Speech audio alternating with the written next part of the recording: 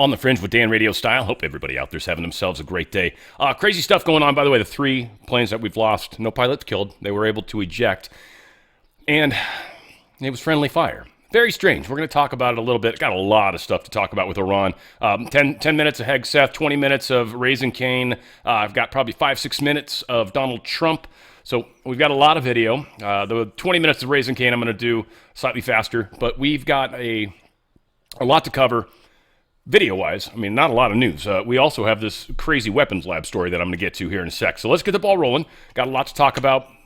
Kind of doesn't look like it, but the Iran stuff's going to take up some time. Just FYI, we've got more than 550 commercial driver's license training schools have been shuttered recently or since the investigation started. So that is a step in the right direction. Also, something strange happened. California's judge, trying to be useful, I guess, in their progressive way, has actually likely done harm to the state. And I can't wait to see how this judge tries to somehow fix this, because ultimately that's what's probably going to happen. They're going to probably try to put some sort of larger stay on the federal government, which I don't think they can do. Nonetheless, California's apparently got to let immigrant truck drivers keep their licenses a little longer when they went to issue the, hey, you've got to renew with us or else letters. They didn't do it properly, says this crazy judge here in California.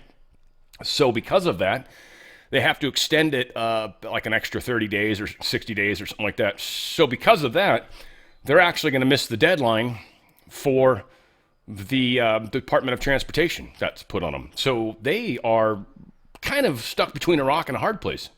So yeah, this judge that did this has likely done a disservice to the state of California. Nonetheless, he is worried about the case that was in front of him. It was the Asian Law Caucus and the Sikh Coalition, I guess, sued on behalf of truckers. Again, it's strange that people can sue that. I mean, well, whatever. You can get a class action going together. That's also the easy way to shut down a lot of this stuff. So they're doing a lot of it. Needless to say, it's happening. Game is closing out. This is craziness. Now, this is literally down the street from my house. This is not very many miles. Let's put it this way. I could count on one hand how many miles away this is. And, yeah, that is a little sketchy. But this has been thwarted, if you keep in mind that, right? Because we knew a lot of this stuff was going to happen. I think this arrest or raid happened 3-4 days ago. I just happened to come across it.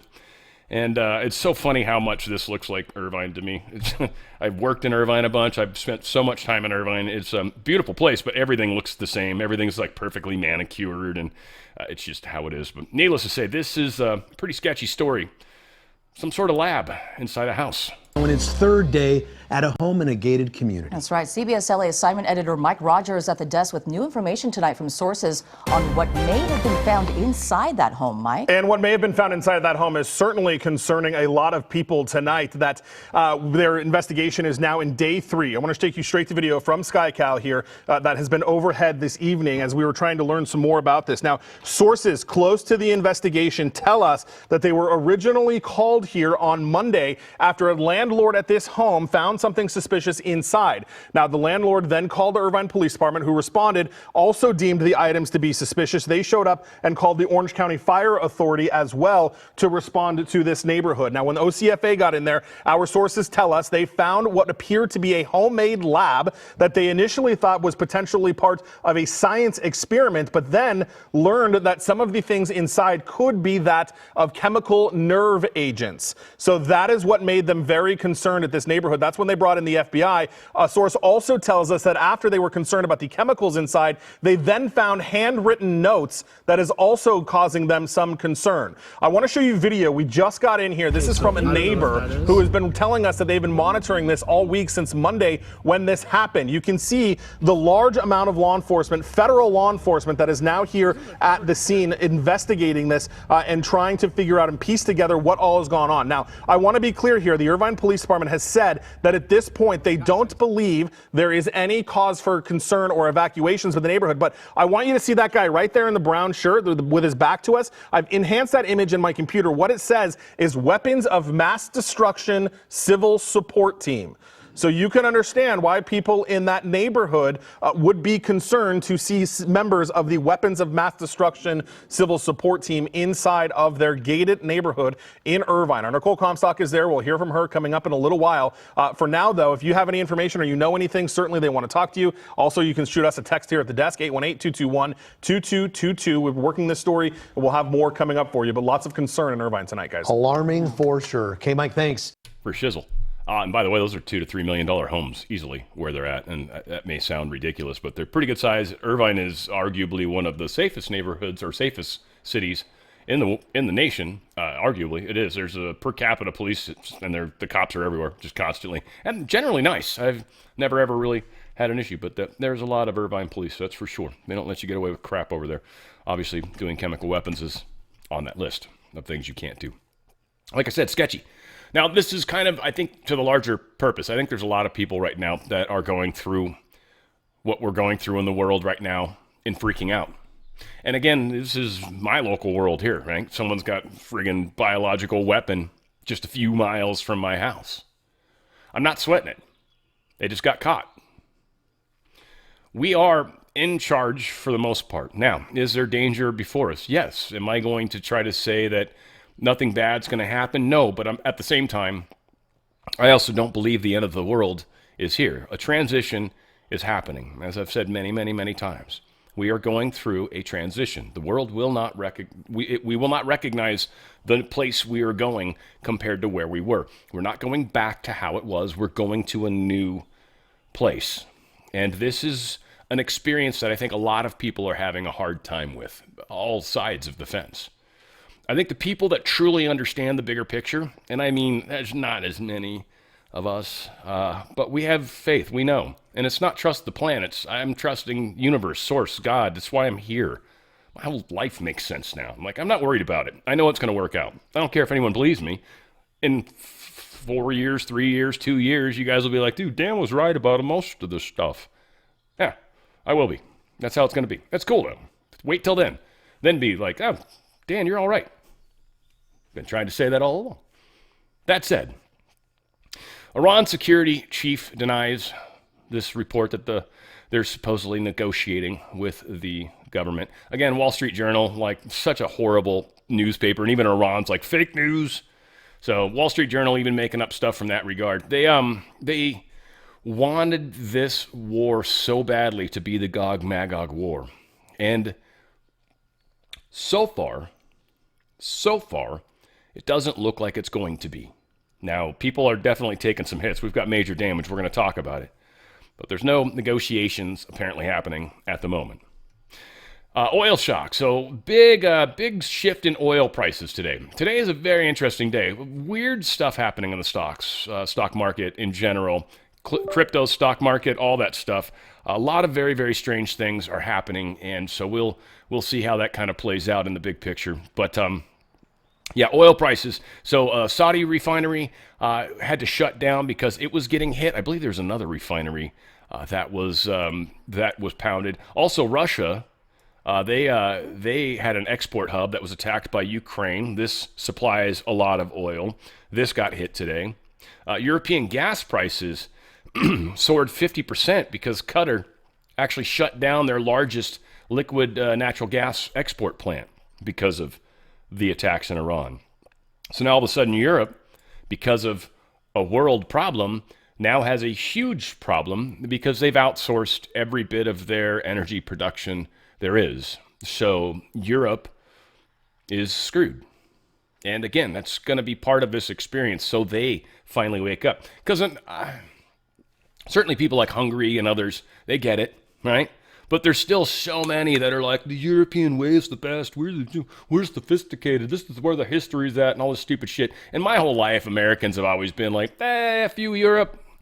We don't care. We don't even know anything about you. That's how little we care about you. And again, most of the time, we just look like stupid Americans. But it's America. We do things our way. We're going to do things, and we're going to do it. We're going to do it our way, and we don't care what anybody says. That's just kind of how we are. It's sort of good, sort of bad, but mostly good. It's why we can pretty much accomplish anything in this nation, especially when we come together as a people. It's amazing at that point. So Europe, they're foobarred, pretty much. Now, again, stocks, you would think in the middle of the war we're in, you would think they'd be down, wouldn't they? Seriously. Why aren't the stocks tanking? I'm kind of surprised just from the standpoint that they could blame Trump. But they really haven't moved. Futures, I think, were down a little bit. But they haven't. Yeah, they were down earlier, and they've come back up. Now, interesting, if you pay attention to this little graph and you see where the spike is, what was it, right around here?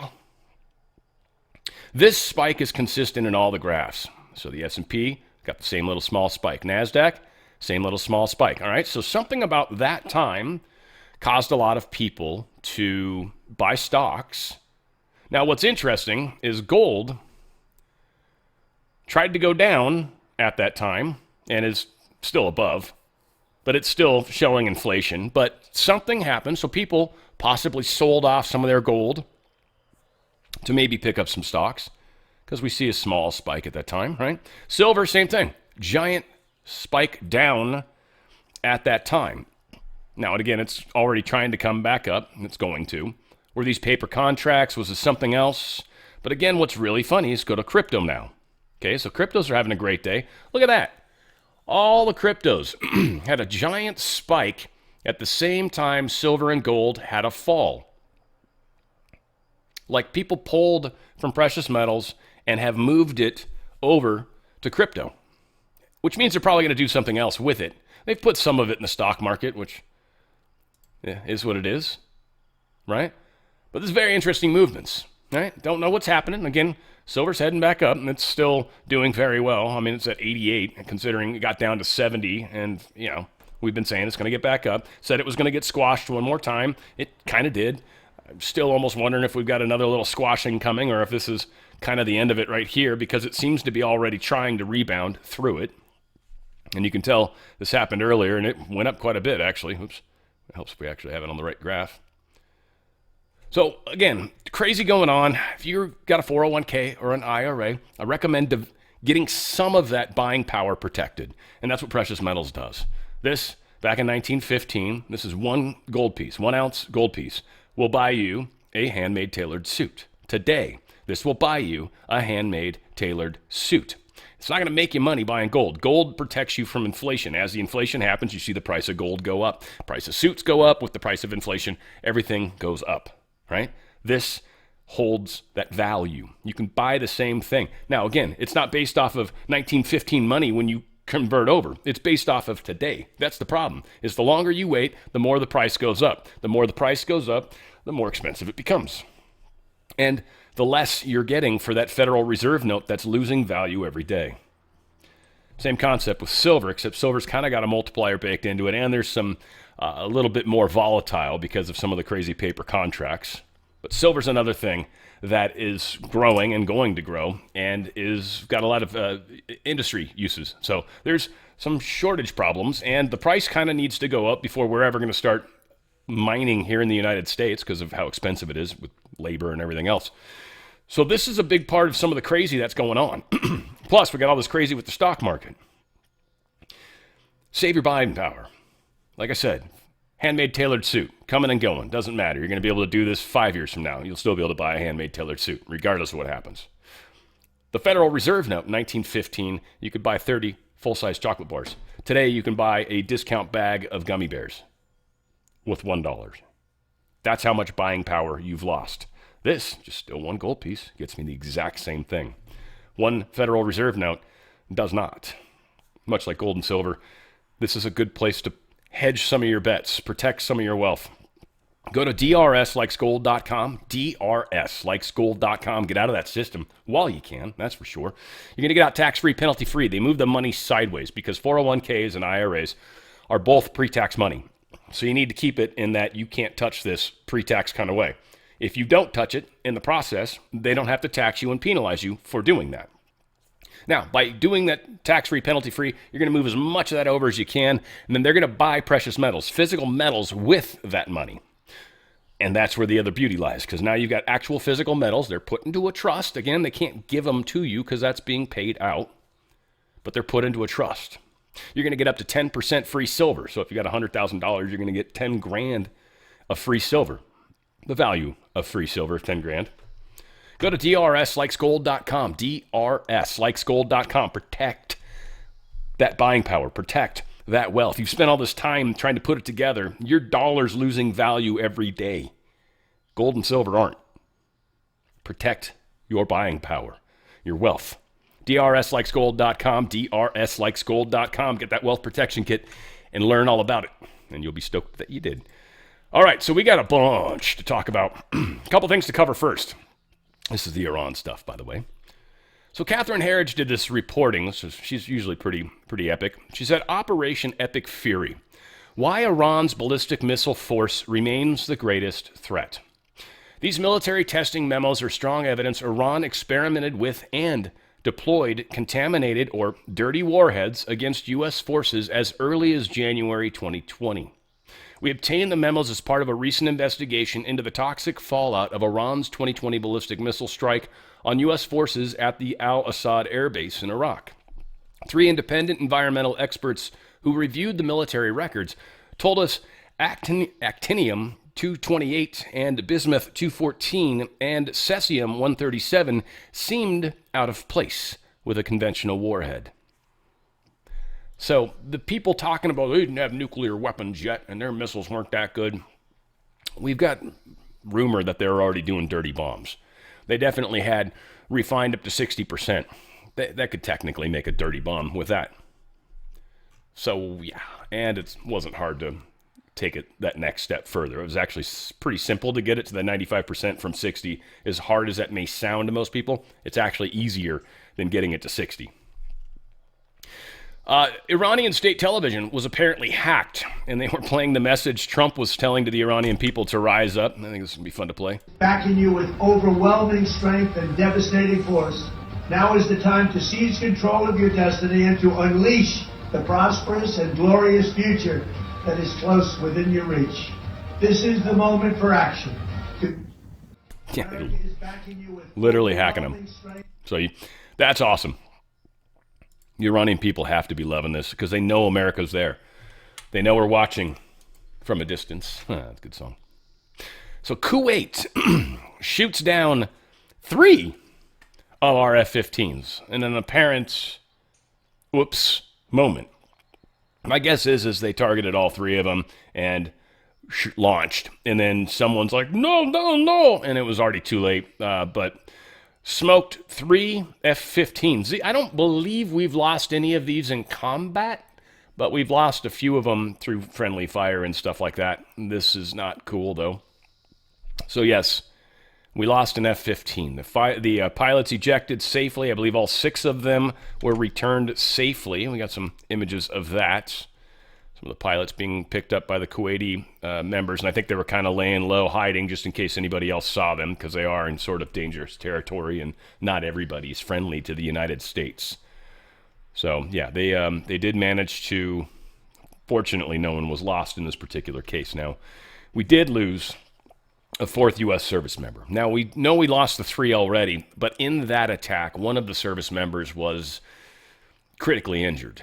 And unfortunately, one of the critically injured has fallen to his injuries. So we've now got 4 deaths, at least as of the time of recording. So again, our heartfelt. This is very sad. I know we're going to talk about Congress coming up because there's 4 service members. We've got to take away the president's power. It's like 4 is nothing. Just leaving Afghanistan, Obama lost 13 American soldiers. Well, 13 people, right? Wasn't it? One of them was a soldier. And so, And God, let's not even get started on Obama. So we're in a military conflict, and they're like, we got to stop this because 4 people died. How deep state are you, Congress? We'll talk about that coming up. It's insane. It's absolutely insane. So here's some of Trump's speech. This was actually pretty good. I listened to the whole thing. I was actually going to play the whole thing. But I figured this 2 minutes is probably better. I got enough to play. Let's check this out. This is Trump kind of giving us a bit of an overview rundown. I feel like we kind of heard some of this already, but it overlaps a little. Let me provide a brief update on Operation Epic Fury. Today, the United States military continues to carry out large-scale combat operations in Iran to eliminate the grave threats posed to America by this terrible terrorist regime. Following our obliteration of Iran's nuclear program in Operation Midnight Hammer a short while ago, we warned Iran not to make any attempt to rebuild at a different location because they were unable to use the ones that we so powerfully blew up. But they ignored those warnings and refused to cease their pursuit of nuclear weapons. In addition, the regime's conventional ballistic missile program was growing rapidly and dramatically, and this posed a very clear, colossal threat to America and our forces stationed overseas. The regime already had missiles capable of hitting Europe and our bases, both local and overseas, and would soon have had missiles capable of reaching our beautiful America. The purpose of this fast-growing missile program was to shield their nuclear weapon development and make it extraordinarily difficult for anyone to stop them from making these highly forbidden by us nuclear weapons. We were the ones that were complaining. We were the ones that wanted it stopped. But everybody was behind us. They just didn't have the courage to say so. An Iranian regime armed with long-range missiles and nuclear weapons would be an intolerable threat to the Middle East, but also to the American people. Our country itself would be under threat, and it was very nearly under threat. I was very proud to have knocked out the Iran nuclear deal by President Barack Hussein Obama. That was a horrible, horrible, dangerous document. They would have had nuclear weapons 3 years ago, and they would have used them. But I'll not let that happen. Yeah, no. So we're putting a stop to this. And again, not trying to be Mr. Sunshine, not trying to say, oh, everything's going to be okay. I think it was Jordan say there's like that's his new favorite conspiracy theory is everything's going to be okay. As opposed to that, what I mean, are we supposed to say the sky's falling? Again, I have faith in the process that's happening. I'll end up being right, but I understand that it could very easily look like it could go either way. I get that. Ultimately, what's happening is we're cleaning up the deep state. The nastiest parts of this world are being cleaned up right now. I have a number of Persian friends, certainly one that I'm really close to at the gym right now, kind of buddies, and she's letting me know a lot. She's Christian. She has to hide. She has to be very careful if she ever goes back or when she goes back, what used to. She's stoked. They are so happy. This is legitimate. The Iranian people overwhelmingly support what we're doing. And we're helping them finally after many years. Here's Pete Hegseth's part of the Pentagon briefing that he did. This is pretty good. Check this out. Trump, the Department of War launched Operation Epic Fury, the most lethal, most complex, and most precise aerial operation in history. For 47 long years, the expansionist and Islamist regime in Tehran has waged a savage, one-sided war against America. They didn't always declare it openly, except for their constant chants of death to America. They did it through the blood of our people. Car bombs in Beirut, rocket attacks on our ships, murders at our embassies, roadside bombs in Iraq and Afghanistan, funded and armed by Iranian Quds Force and IRGC killers. My generation of veterans carry the names of brothers who never came home. Brothers butchered by Iranian-backed roadside bombs and well-armed militias, thousands of our own. We didn't start this war, but under President Trump, we are finishing it. Their war on Americans has become our retribution against their Ayatollah and his death cult.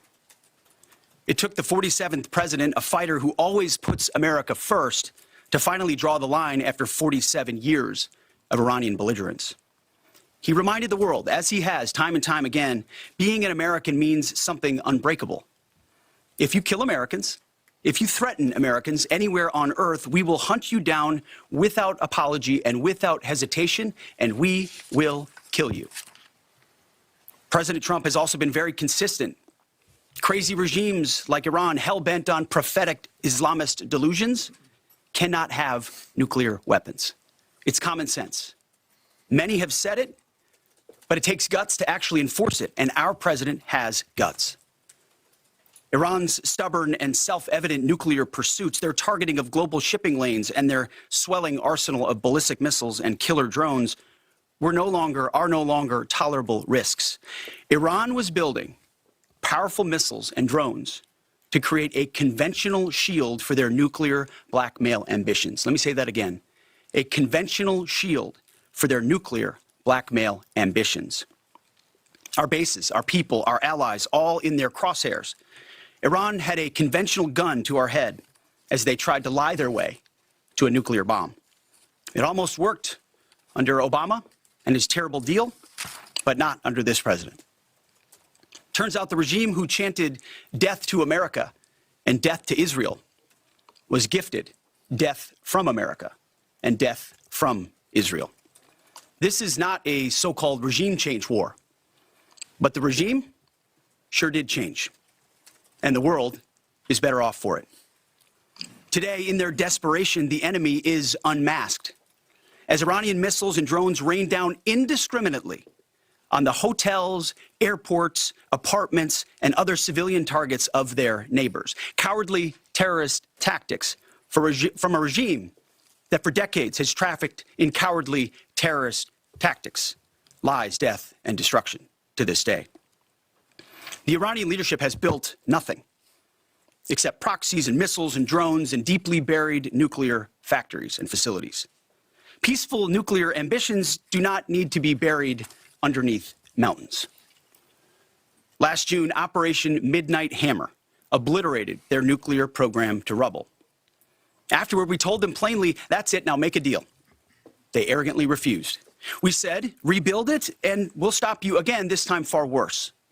Well, President Trump, Secretary Rubio, Steve Witkoff, Jared Kushner, they bent over backwards for real diplomacy, offering pathway after pathway to peace. I watched it. I was there. They tried over and over and over again earnest attempts at peace. The former regime had every chance to make a peaceful and sensible deal. But Tehran was not negotiating. They were stalling, buying time to reload their missile stockpiles and restart their nuclear ambitions. Their goal, hold us hostage, threatening to strike our forces. Well, President Trump doesn't play those games. And as Secretary Rubio said after the Maduro raid, if you don't know, now you know. President Trump puts America and Americans first. He doesn't hesitate, and neither do our troops. The mission of Operation Epic Fury is laser-focused. Destroy Iranian offensive missiles, destroy Iranian missile production, destroy their navy and other security infrastructure, and they will never have nuclear weapons. We're hitting them surgically, overwhelmingly, and unapologetically. With every passing day, our capabilities get stronger and Iran's get weaker. We set the terms of this war, from start to finish. Our ambitions are not utopian. They are realistic, scoped to our interests and the defense of our people and our allies. Speaking of people, we hope the Iranian people take advantage of this incredible opportunity. President Trump has been clear, now is your time. To Iranian security forces, choose wisely. President Trump has also been clear about your fate in either direction. To the media outlets and political left screaming endless wars, stop. This is not Iraq. This is not endless. I was there for both. Our generation knows better, and so does this president. He called the last 20 years of nation-building wars dumb, and he's right. This is the opposite. This operation is a clear, devastating, decisive mission. Destroy the missile threat, destroy the Navy, no nukes. Israel has clear missions as well, for which we are grateful. Capable partners, as we've said since the beginning, capable partners are good partners. Unlike so many of our traditional allies who wring their hands and clutch their pearls, hemming and hawing about the use of force. America, regardless of what so-called international institutions say, is unleashing the most lethal and precise air power campaign in history. B-2s, fighters, drones, missiles, and of course, classified effects. All on our terms, with maximum authorities. No stupid rules of engagement, no nation-building quagmire, no democracy-building exercise, no politically correct wars. We fight to win, and we don't waste time or lives. As the president warned, an effort of this scope will include casualties. War is hell, and always will be. A grateful nation honors the 4 Americans we have lost thus far and those injured. The absolute best of America. May we prosecute the remainder of this operation in a manner that honors them. No apologies, no hesitation, epic fury for them and the thousands of Americans before them, taken too soon by Iranian radicals. Before I turn it over to General Kane for the operational update, let me speak straight to you, the Joint Force, our warriors on the front lines. This is your moment.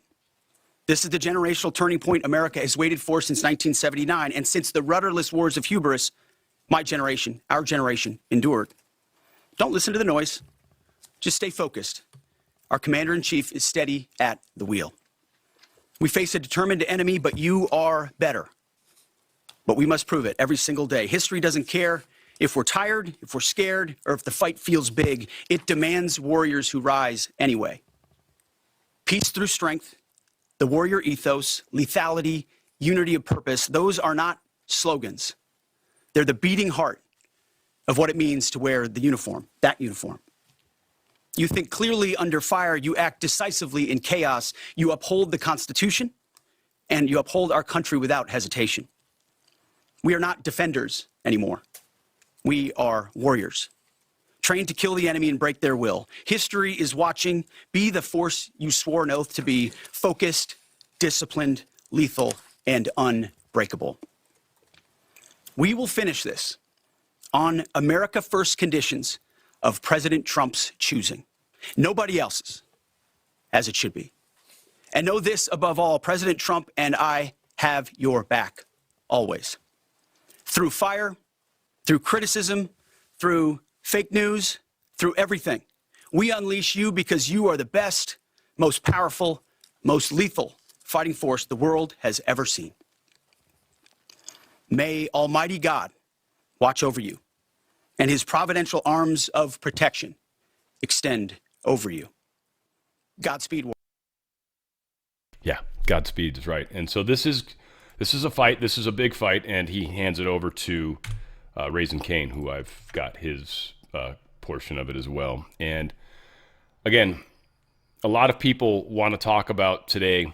A lot of people want to talk about what's happening today, and they want to reference it back to past wars. Now, I know it might be hard for a lot of people to imagine, but I don't believe, and I think Trump has demonstrated this every place he's ever had action, that he doesn't want long-term wars. He doesn't agree with how things used to be. And those long-term wars were all about deep state stuff. They were about regime change or nation building, as they call it. That's not happening today. This is a different time. Now, again, this idea, again, it's bugging me that Jordan Sather said that. It's like, really, man? God dang it. You know, and I got respect for the dude. It's like, whatever the case is. So I guess maybe that's why it's eating me up a little bit. I don't know, maybe I'm just crazy. But it's like, everything's going to be okay. It's like, well, it ultimately is. I mean, some people aren't going to make it through this. I've said that a lot. I mean, I don't expect that Jordan watches my show, and he's not speaking to me in this, I don't think, hopefully, in this particular post. But maybe. Who knows?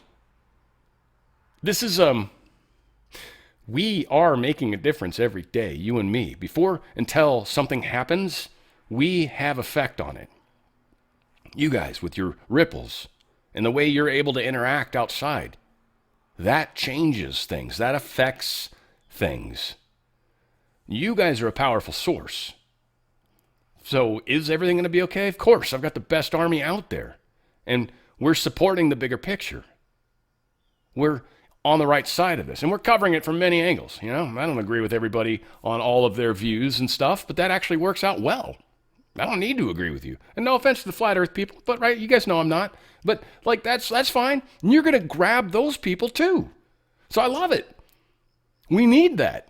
You know, there's the parts of the net where it's connected and it's kind of gross. Stuff gets stuck in there, right? But it's still part of the net. I'm not saying you guys are gross. Don't get me wrong. It was just an analogy, right? So again, we need to grab people from every angle, every religion, all spiritual backgrounds. And I like to think I'm kind of helping bridge a lot of different kinds of people in one audience, but the more active ones. So understand, you're playing a part. Understand this is a major change that's going on. I have faith in the bigger picture.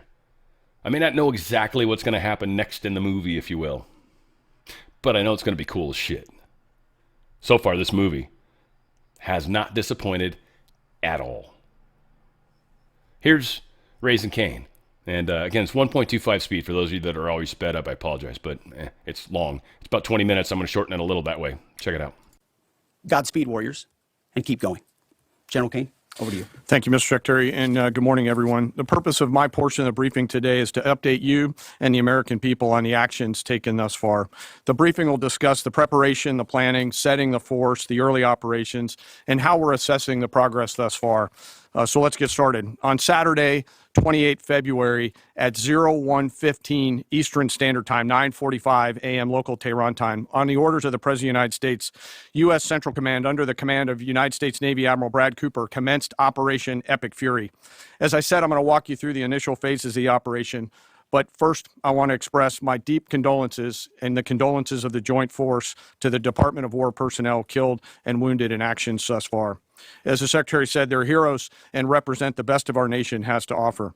They're true examples of what selfless service means. Our deepest and heartfelt condolences are with their families, their friends, and their units. We grieve with you, and we will never forget you. Additionally, I stand here before you today grateful for each service member, planner, logistician, operator across our joint force, for our Department of War civilians, our intelligence community teammates, our interagency teammates who continue to stand in harm's way alongside us. I am proud of all of you as you take the fight to the enemy, and we are the best in the world at integrating, period. I want to extend my personal gratitude to the dedicated commanders and senior enlisted leaders and the enlisted members of the Joint Force who are fighting this fight across the CENTCOM AOR. In addition to Admiral Cooper and Fleet Master Chief Compton, I want to highlight a few today.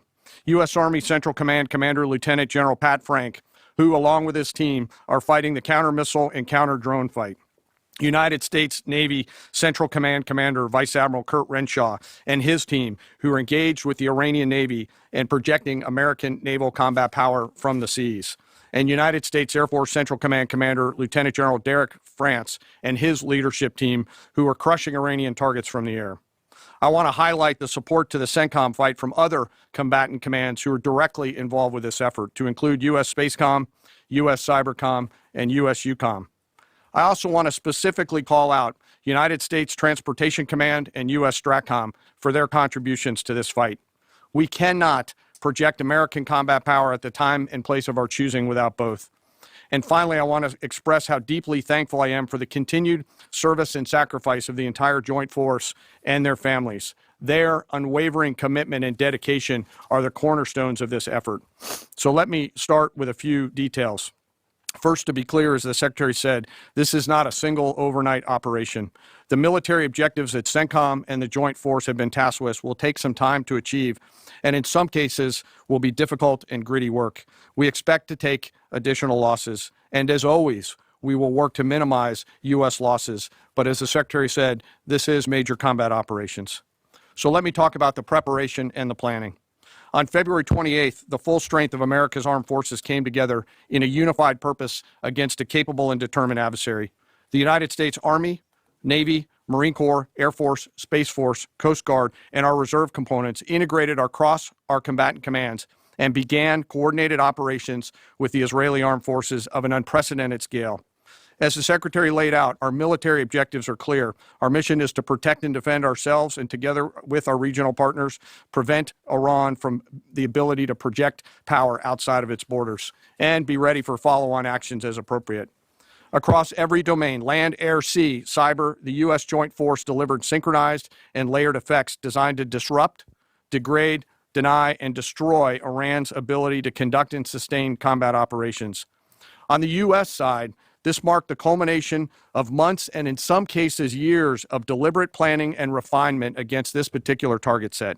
from precision strikes against key military infrastructure to persistent intelligence and targeting integration to the close coordination of the components across vast distances. This operation, again, demonstrated America's reach, readiness, and professionalism, and that of our joint united force.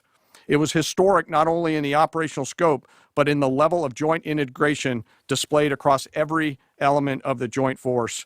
And as I said earlier, this work is just beginning and will continue. So now to talk a little bit about setting the force and setting the theater. On the order of the Secretary of War over the last 30 days to reinforce deterrence and provide the President with credible options should action be required, the Joint Force began to systematically reposition assets and personnel across the region. These movements ensured that U.S. forces remained postured, protected, and ready to respond decisively for any emerging threat. This deployment included thousands of service members from all branches, hundreds of advanced fourth and fifth generation fighters, dozens of refueling tankers, the Lincoln and Forward Carrier Strike Group and their embarked air wings, sustained flow of munitions, fuel, supplies, all supported with command and control, intelligence, surveillance, and reconnaissance network. And the flow of forces continues today. In fact, Admiral Cooper will receive additional forces even today. This rapid buildup of forces demonstrated the joint forces' ability to adapt and project power at the time and place of our nation's choosing. I want to highlight a couple specific cases for you. The Gerald R. Ford Carrier Strike Group, which many of you know was down in the Western Hemisphere, redeployed across the Atlantic to set the theater. The ship, her crew, their families, and the entire strike group took a deep breath and, as they always do, began planning to conduct combat operations.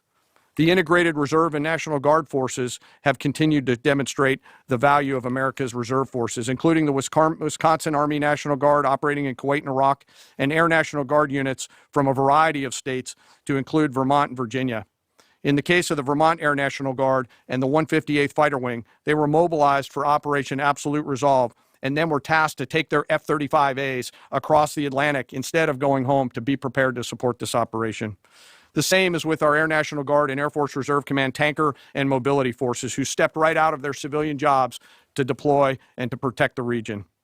Lastly, I want to highlight the unsung heroes of warfare, our American logisticians and sustainment force, those who quietly work every day behind the scenes to project and sustain America's combat power. Our leaders from World War II were right when they said professionals do logistics.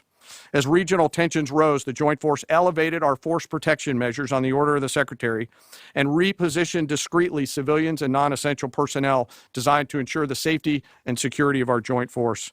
By the time operations began, only essential forces remained on our bases and in theater, all ready, capable to respond. So now let me move to H hour. At 3:38 p.m. on Friday, February 27th, the United States Central Command, through the Secretary of War, received the final go order from President Trump. The President directed, and I quote, "Operation Epic Fury is approved. No aborts. Good luck," close quote. In the region, every element of the Joint Force made their final preparations. Air defense batteries readied themselves, checking their systems to respond to Iranian attacks. Pilots and crews rehearsed their strike packages for the final time. Air crews began loading their final weapons, and 2 carrier strike groups began to move towards their launching points. Across the globe, our operations centers came alive in Tampa, Florida, here at the Pentagon, and of course forward in the Central Command AOR. As always, operational security was paramount as we sought to maintain and sustain the element of surprise. This operation was highly classified so that at H hour, the enemy would see one thing: speed, surprise, and violence of action. The first movers were U.S. Cybercom and U.S. Spacecom, layering non-kinetic effects, disrupting and degrading and blinding Iran's ability to see, communicate, and respond. At H hour, the beginning of major combat operations, 01:15 local Eastern Daylight Time, 9:45 local AM Tehran time, as dawn crept up across the Central Command AOR, the skies surged to life. More than 100 aircraft launched from land, sea, fighters, tankers, airborne early warning, electronic attack, bombers from the States, and unmanned platforms, forming a single synchronized wave. This was a daylight strike based on a trigger event conducted by the Israeli Defense Forces, enabled by the U.S. intelligence community. The first shooters at sea were Tomahawks unleashed by the United States Navy, closed in on Iranian naval forces, and began to conduct strikes across the southern flank in Iran. On the ground, forces fired precision standoff weapons, measured, deliberate, precise, and lethal. This was a massive, overwhelming attack across all domains of warfare, striking more than 1,000 targets in the first 24 hours. We are now roughly 57 hours into the operation.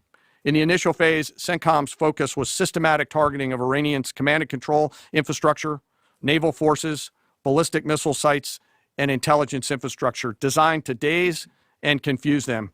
Coordinated space and cyber operations effectively disrupted communications and sensor networks across the area of responsibility, leaving the adversary without the ability to see, coordinate, or respond effectively.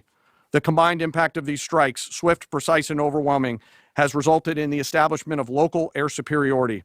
This air superiority will not only enhance the protection of our forces, but also allow them to continue the work over Iran. Over the course of the last 2 days, the Joint Force has launched hundreds of missions from land and sea and delivered tens of thousands of pieces of ordnance. The effort continues to scale.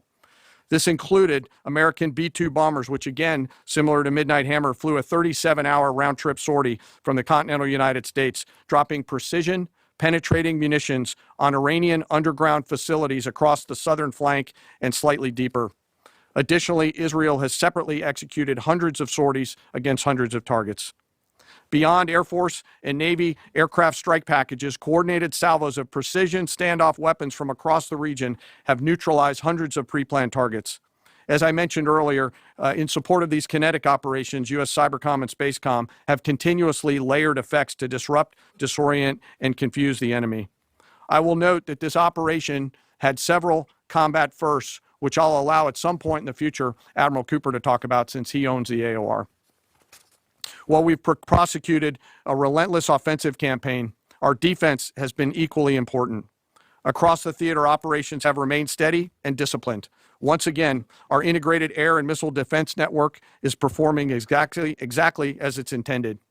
U.S. Patriot and THAAD batteries, along with ballistic missile defense-capable Navy destroyers, continue to coordinate and execute intercepts with precision and consistency. I wish that every American could hear the voice communications like I have as these joint operations centers remain calm, focused, and cool while executing under fire over and over again. Collectively, these systems have intercepted hundreds of ballistic missiles targeting U.S. forces, our partners, and regional stability. The threat from one-way attack UAVs has remained persistent. Our systems have proven effective in countering these platforms, engaging targets rapidly. Each intercept represents hundreds of hours of training, readiness, and technology all coming together to work as designed. We remain vigilant in the counter-UAV fight. And the defense of the region is not ours alone. As the threat grew, our partners surged in beside us. Air defense batteries in Qatar, the UAE, Kuwait, Jordan, and Saudi Arabia joined the fight, proof positive that years of training, trust, and hard-earned integration pay off. I am aware of the loss of 3 U.S. Air Force F-15Es overnight in the region. I am grateful for the safety of the crews, and we know that this was not from hostile enemy fire. As this matter's under investigation, I'll not comment further on this. Let me close. Operations will remain active across the theater and across the globe. The U.S. forces are postured not only to maintain pressure, but to respond and adapt as required. Operation Epic Fury stands as a reminder of what the United States military uniquely delivers: the ability to project power on a global scale with speed, surprise, precision, and overwhelming force when and where our nation requires it. What we've demonstrated over the past several days reflects years of investment in readiness, joint integration, and professionalism of the Joint Force. As major combat operations continue across CENTCOM, we remain engaged globally. America's Joint Force retains the credibility, capacity, and flexibility to respond to any contingency anywhere in the world at any time. To those who would test our resolve or threaten the United States, our allies, or our interests, understand clearly we can reach you, we can sustain the fight, and we can scale the fight, and we will prevail. To the American people, your Joint Force remains steady, frosty, calm, and focused. Your service members are trained, disciplined, and determined. We understand the risks of this mission and the weight of the responsibility that we carry. We also recognize that our families also shoulder the burden at home. You are a part of this too. I am proud today, as I am every day, to stand as a member of America's joint force. There is no mission too complex, no distance too great, and no adversary too determined for the men and women who wear our nation's uniform. We mourn our fallen, we honor their families, and we continue our mission with focus, unity, and strength. And now I'm happy to take any questions. Thank you, Mr. So, yeah, I wanted you guys all to hear what he had to say. And again, I think it's pretty powerful. Here was Hegseth. One question that I got, and this is the U.S. ready for possible sleeper cell attacks? And here's what he says. Concerns about Iranian sleeper cells and kind of what has the Trump administration been doing to kind of monitor these Well, threats? across the interagency, in full coordination, of course, we're paying attention to any potentialities there. This is a former regime, that seeks to export that ideology and try to sow terror. We're ready for that. We've seen these types of folks before, and the American people can rest assured that we're vigilant on that. Secretary, thank you. Kind of a follow-up on that last question. There was just this, what appears to be a terrorist attack in Austin yesterday. How does that change the operation at all? What effect does that have? And It doesn't change the operation at all, and I know the authorities are executing exactly the way they should. One thing that still bugs me about the Austin thing, and I maybe I'm wrong on this. I'm happy to admit that, but he was wearing something for Allah or whatever it was, right? But then they're like talking about his undershirt. Now, his undershirt was an Iranian thing. It's like, so now we gotta really I don't know. I just have a hard time with it because that's not what was presented. What was presented is what was presented. Now I gotta trust that you're telling me that he had extra. I don't know if someone's got a photo of him yet. Maybe there is one. That would help, I guess. Not that I don't know. I guess it would matter because I'm bitching about it. Whatever the case is. I have issues with myself sometimes too, guys. The nuclear reactor in Iran.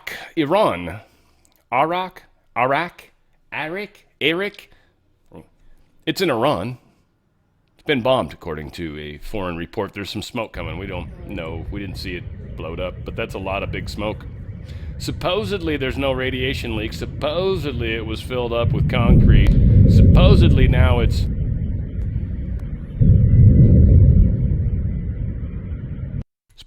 never going to work again. I wonder if that was the sounds coming from those... it couldn't have been. This, I think this is the one. This looks like, you guys tell me if this looks like C-130 gunship stuff here, man. The way these people get laid down. Again, I don't know, something weirdly morbid when this type of stuff happens in the world, man. CNN, Persian Desert Storm. You guys remember that first Desert Storm? Oh, it was good. Good. It wasn't, but it is. So yeah, here's, I swear to God, this looks like C-130. Well, actually not that looks more like one of their cannons. Another one of these is going to look like it kind of... The way it sort of strafes like that, I don't know. It's pretty cool. It's horrible. Horrific how efficient we are at killing one another. But dadgummit, that's what they do. So I think I got all that. Sweet. Yes, the new Ayatollah. The guy that replaced Khomeini. I don't know how to properly say Arafat. Well, he's dead, so it doesn't really matter now. He's dead already. He's already dead. Already dead. He's dead now. Not dead yet. Oh, you're gonna be. Trust me. All right, so who's the next Ayatollah? Come on down. You're the next contestant on the... You're about to get smoked. Eliminated. He looked good, too. He had that good, strong, long face. It's a bummer it didn't work. It's a bummer it didn't work. For some reason, I shared this. Let's check this out. Is going to rise up. Quote, yeah, I feel there is. I feel that, and some of them are no longer with us, to be honest, because it was 49 leaders that were taken out. So that was our own Brett Baer after his phone call with President Trump today, as we learned stunning new details behind the intelligence provided to Israel by the CIA for the devastating airstrike that killed Iran's Ayatollah and dozens of the regime's top leaders in a single blow. Dan Hoffman is a former... Now, what is interesting is they're actually saying it's the CIA that provided the information, Ratcliffe, which would be fantastic. Everyone gives Mossad all the points. So I don't know. Again, what's changed, what hasn't changed. This is just crazy. Now, there's people that are commented in here. They're like, apparently Iran has cluster bombs. That's kind of stupid. No offense, but this isn't cluster bombs. First off, cluster bombs don't glow when they come down. They just spit out as little bomblets, and then when they hit the ground, they go. That's a cluster bomb. This is just a shit ton of missiles. Now, they might have multiple warheads, doubtful, but I think they shot a butt ton of missiles. So anyway, let's play this because this is actually, holy crap.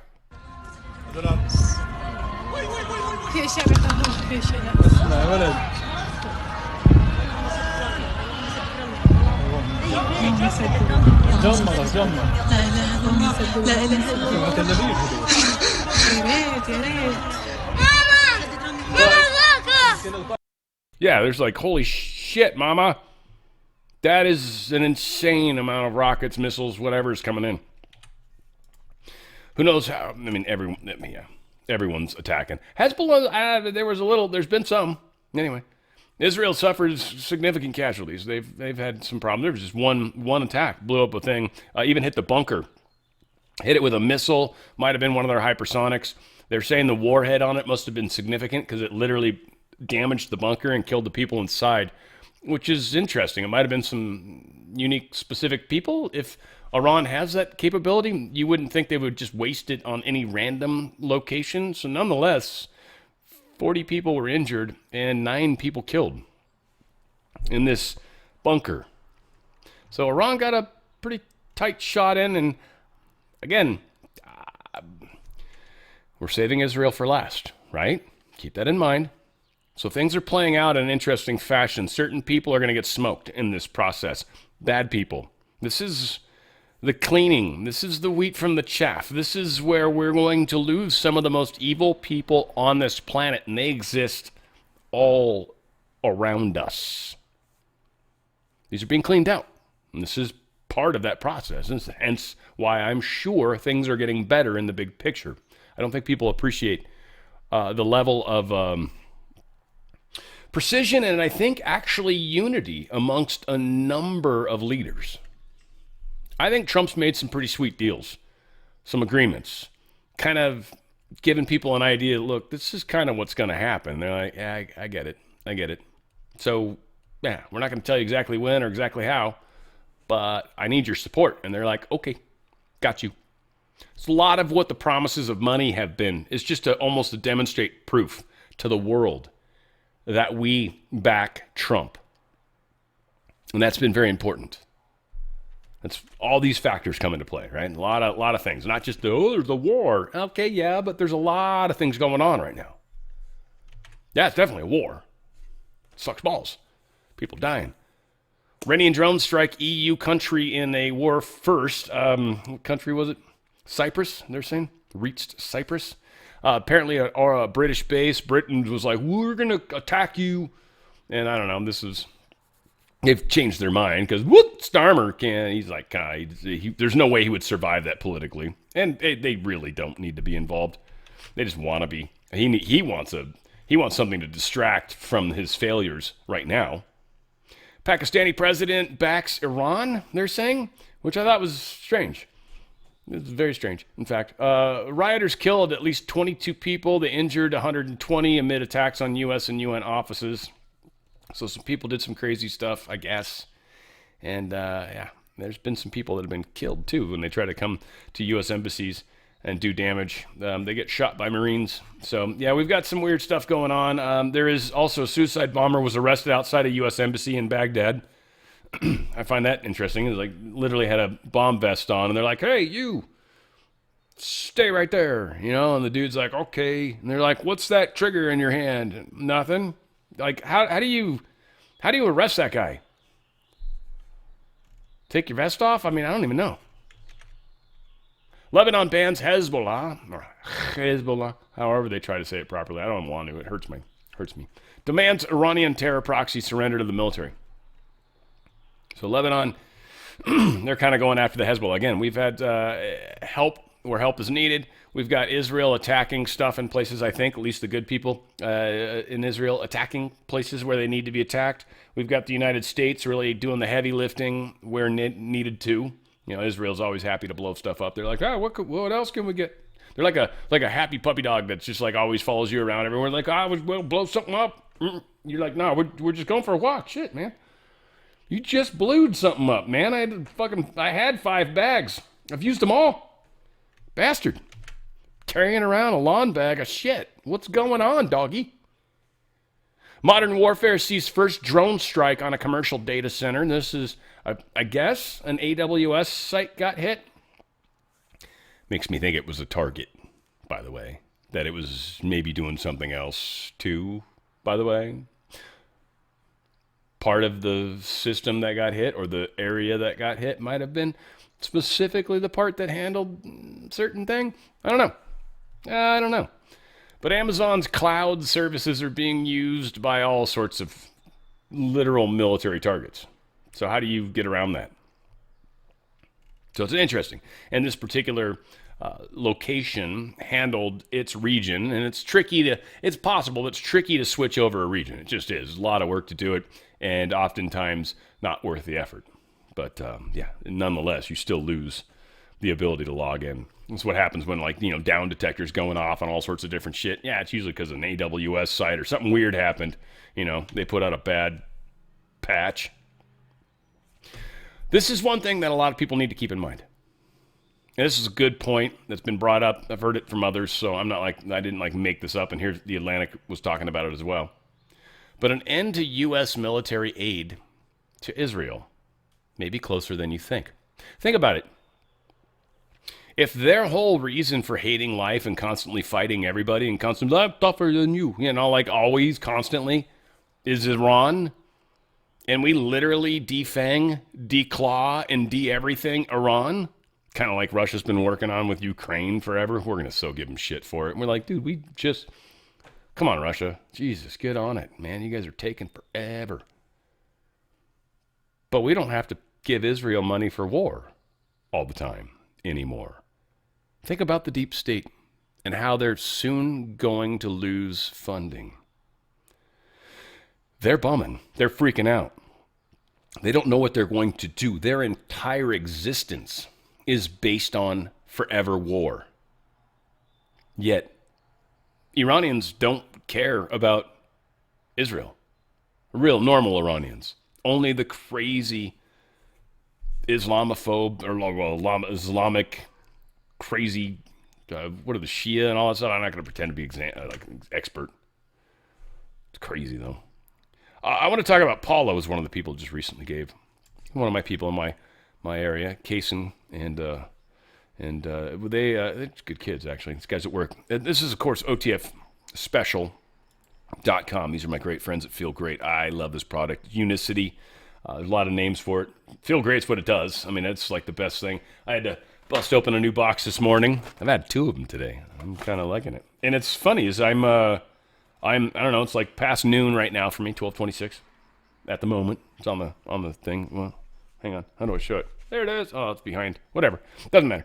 OTFspecial.com, OTFspecial.com. People, we have been given so many crap foods, so many chemicals, so many bad things in the foods that it's created this problem with our digestion. It's created this problem in our own systems. Now, a lot of people, 94% of us, have some form of insulin resistance. Now, we're eating processed foods, ultra-processed foods, and I think probably even they're going to come up with hyper-processed foods at some point. But they're the foods that have just insane amounts of ingredients, right? You got this big, long block of ingredients on the back of your thing of pasta. That's horrible. Like example, the tortillas I buy, not showing off. It's just that they're really delicious. It's the main reason I get them. They're so good. But they're flour tortillas. They're in the refrigerated section, right? And when you look at the package, the ones I get, anyways, maybe not the ones you see, there's literally like water, flour, salt, yeast. I don't know. They're not yeast. There's like, 5 ingredients. Remember what the other one is. They don't have any other things in them. They're just tortilla. That's healthier foods. Most of us are eating all this crazy stuff, and they're like, wow, it doesn't matter, does it? Yes, a lot. It's created problems with us. So many of us gain weight. Many of us have this insulin resistance, so your body doesn't process carbohydrates properly anymore. A lot of us have become diabetic, or pre-diabetic, or very diabetic. People have literally used this product. They've seen their A1C numbers drop without doing anything else. Keep doing what you're doing, and then appreciate the difference. People looking at their glucose monitors have noticed a huge difference. Many people are able to extend with the the Unimate. They've been able to hold tighter or longer on fasting, and that helps kind of keep sugar a little more controlled also. And they've got balance, which helps when you eat your dinner. It helps coat it, and it helps keep some of it basically from being digested the same way. And it's got some science in there to help digest the rest of it properly. But it helps your body start to really neutralize this insulin resistance. It's causing people to lose weight majorly, causing people's A1C numbers, like I said, to come down, their sugar numbers to come down. It's affecting people, and again, you feel great. It's just, I don't know, it's got some yerba mate, some cactus, some other science in there, and then a little bit of caffeine, and bada bing, bada boom, you are feeling good, and you're losing weight, and you're seeing the difference in the mirror. When you see yourself, you're like, dadgum, right? When you're getting serious. So this, Paula says, hi, Kason. The Unimate is easy to use and fits into the macro diet that I'm already familiar with. I've lost 5.5 pounds, and it gets easier every day. I don't crave snacks or carbs like I used to, and because of fasting, I'm no longer sneaking any late-night treats while watching movies. The balance that I take with my last meal helps to make me feel full and satisfy any other foods I want to add on. Thank you for checking up on me. And it does the balance, that one that you drink right before dinner, it's like fiber. So you got to, you mix that one, you got to drink it now because it kind of continues to thicken. And as it gets inside your stomach, it does kind of much the same. So it actually puts an awesome fibrous substance in your body that passes through you in a good, healthy way, and also helps you eat less. You feel more full here, and the food's kind of gone into that. It's pretty powerful, and people are seeing huge differences. Go to otfspecial.com, otfspecial.com, and check it out because it's incredible stuff. They've got this awesome video that'll teach you all about it, and they've got some people talking about their success stories down here. And here's some pictures of people that literally have lost weight. And some super cute girl that lost weight. Yeah, right? I don't know. People are losing weight like crazy. Check it out. Go to otfspecial.com, otfspecial.com, and feel great. And by the way, they have a whole lot of other incredible products. And we're going to talk more about those. Like I just ordered, they have a new protein powder. I'm going to try that. I'm going to let you guys know. So we'll get into it. There's some really amazing products, but this one right here is the one that's it's not only what put them on the map, they're actually the ones doing it the best out of anybody. This stuff's rockstar legend. Check it out, and you guys will enjoy the whole experience. otfspecial.com. All right, there we go. All right, let's finish this up. Senate, they're trying to do a war powers resolution. Now, it's a Democrat trying to push this through, but, you got people like Rand Paul that'll vote with this, so we'll see what happens. Senate's trying to take away President Trump's ability to have this war because 4 people have died, which is fucked up, but the most evil dude in the world just got smoked, and we're actually giving Iran back to Iranians. So we're lucky only 4 people have died, and that's awesome, and it sucks for those 4 people and those families. It's horrible, but good God. That's impressive, actually. The 3 F-15s, what the... So Reverend Jordan Wells posted this, some bombshell news, apparently. Thomas Massey's pulled in $1.9 million from Democrat donors and PACs for the 2025-2026 cycle alone. $1.9 million from Democrats. Thomas Massey. Think about that. He is a Democrat in Republicans' clothing. That's what he is. That's all he is. That's all he's ever been. He is literally a Democrat that's got an R next to his name. Probably changed his party at some point, or he's always been gay like this. I don't know. I can't tell. I mean, he's like Keir Starmer in this picture here. Yeah, I know, but he probably likes it.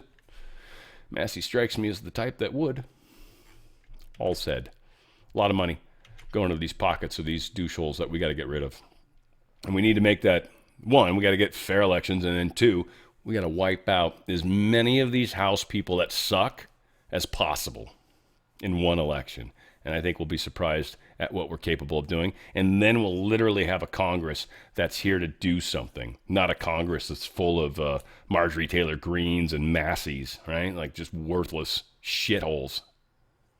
Trump admin seeks month-long pause for tariff refunds. I'm so pissed at Marjorie. Like, I tried so many times, but she just kept stepping out. It's been a history with me. Any of you guys have followed me, I've been up and down with her, up and down, and it just kept going higher up, higher up. I was like, oh, what are you doing? Maybe too much Unimate today. A little too much caffeine. That might be possible. Who knows? Feels good, though. Trump admin seeks months-long pause for tariff refunds. The judge said no, by the way.